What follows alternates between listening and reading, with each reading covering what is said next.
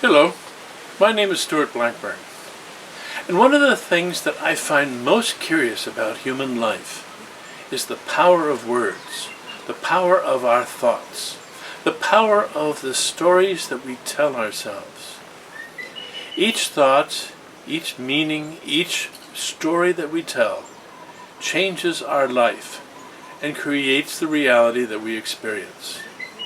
It's absolutely amazing how powerful this is, so that when you change your ideas about something, particularly your past, your whole reality changes. So let me tell you a story that happened right here at this table when I had a bunch of people here eating with me, and a young man was sitting across the way from me. He was 32, and he had been angry for 24 years.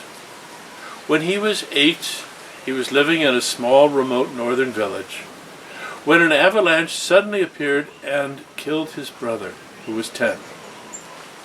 The young man was absolutely disconsolate. He had lost his mentor, his best friend, and the person to whom he looked up to more than anyone else. But with the loss of his brother, he was furious, and he could not express his anger sufficiently or to enough people. And so people started to shy away from him. And he was angry at his friends who no longer were willing to be his friends. He was angry at his parents who didn't seem to be handling things the way they should. He was angry at everyone. Now, sitting here at the table, he showed me that he could hold his anger in. But if given half a chance, his anger could explode, and he didn't know what to do about it. He had done some therapy, he'd done some release work, but nothing had really helped. So I suggested to him that we take a look at just changing his story. He looked at me very strangely and thought that I was a little bit out of my mind. But he was willing to go along with me and to see where this line of thought was going to take him. So I said to him, is it possible that your friends really wanted to help you, but that you were so angry they didn't really want to be around you? They didn't know what to do, and there was nothing that they could do to console you, so they stayed away. Is it possible that they wanted to help, but could do nothing? He looked at me, and after thinking about it for a moment, he said, yes. So could he forgive them, then, for abandoning him, seemingly, at that time? And he said, yes. Okay.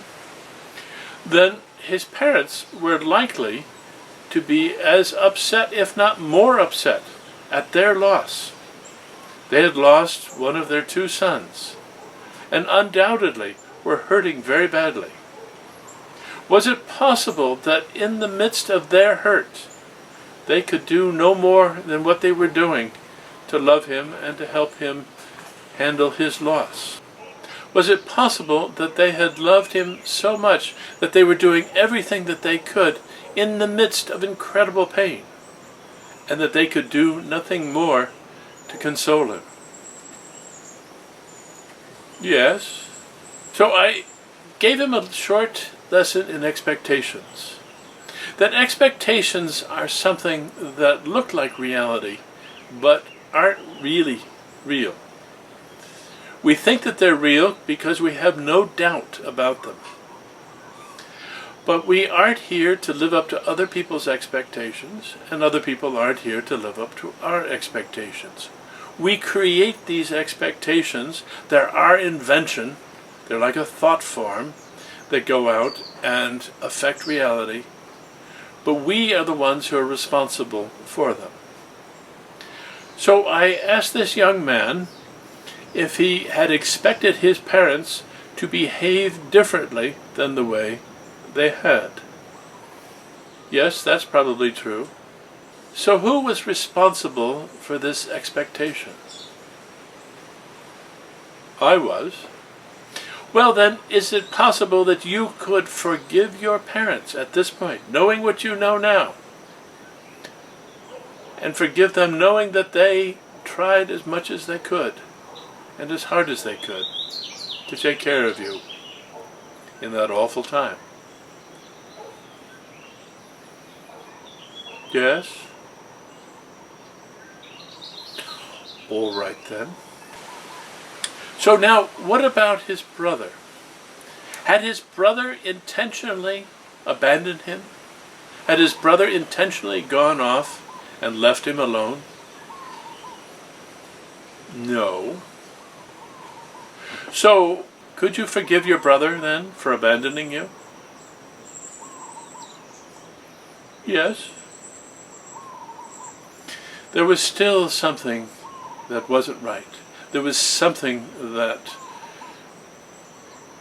was to blame. There was something that should have been done. So I told him that that something often goes by the name of God. So had he expected God to do things differently? Had he expected God to help him hold on to the life that he had known up to that point? Yes. So I asked him, is there anything that you have learned because of this? He said that he had learned that there were, in fact, a lot of people who loved him. He had learned more about taking care of himself. He'd learned about compassion. He'd learned an awful lot about life. And so there was a lot of things that he had actually gotten out of this experience. So I said to him, with what you know now, could you forgive God for what happened?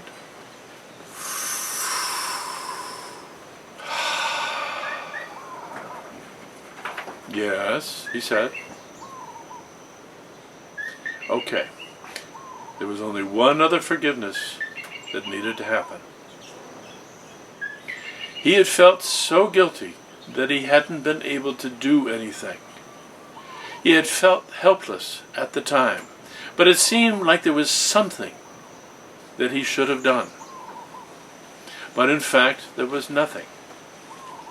I asked him if there was anything he could think of that he could have done. No. All right then. Can you forgive yourself for not doing anything, for allowing this to happen, even though there was no way that you could have done anything about it? Yes. So we sat there, looking into each other's eyes for a long time. A tear rolled down from his right eye. Obviously, things had deeply shifted in him. He did his best to think about it all and to allow all his feelings to come through. To see that by changing the way he was telling his story, his whole life could change, and in fact was changing in that moment. His life changed at dinner that night, simply by telling his story differently, by using different words and looking at his life differently. We moved on from that story to ice cream, and then on to other conversation.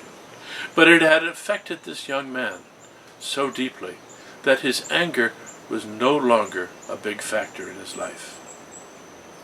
It is thoughts like this, it is words like this that can change a life so quickly, immediately. This is instant healing. This is the kind of thing that we can all do if we only take the time to look at our stories a little bit differently, to forgive whenever we can, to look at our stories not as victims, but as people who have heroically overcome difficulties. It changes how we feel, and that changes our life. Thanks for joining me. Bye-bye.